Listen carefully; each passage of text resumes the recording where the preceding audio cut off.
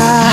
Bakit para kang matamlay? Kulang ka ba ng energy? Likat sumabay, panahon na katawan ay bigyan ng buhay. We're gonna do it, we're gonna move it.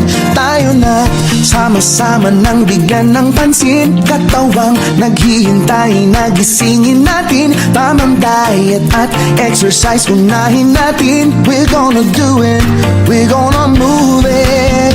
Huwag laging nakaupo, tumayo't gumalaw. Pwede namang maglakad at pwede rin sumayaw. Kung gusto mo sasabayan pa kita, ako't ikaw ay magsasaya, magpapasigla. Mag-exercise tayo nang sabay-sabay. Itaas ang mga kamay at iwagayway. Gumalaw up and down, rounding na side to side. Mag-exercise tayo, Healthy Pilipinas.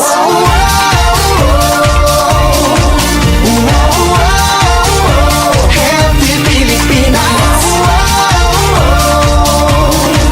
Mag-exercise tayo, Healthy Pilipinas. Kailangang healthy ang kinakain natin. Wastong sustansya dapat nakukuha natin. Huwag hayaang mapabayaan ang kalusugan natin. Panatiling masigla ang katawan. Huwag laging nakaupo, tumayo't gumalaw. Pwede namang maglakad at pwede rin sumayaw. Kung gusto mo sasabayan pa kita, ako't ikaw ay magsasaya, magpapasigla.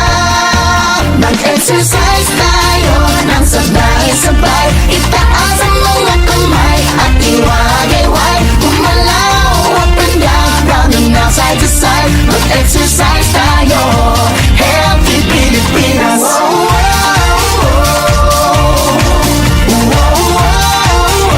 Healthy Pilipinas.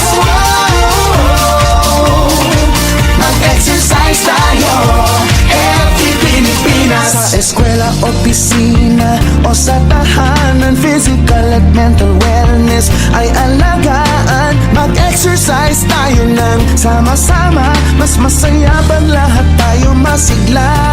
Oh, mag-bike, mag-jogging o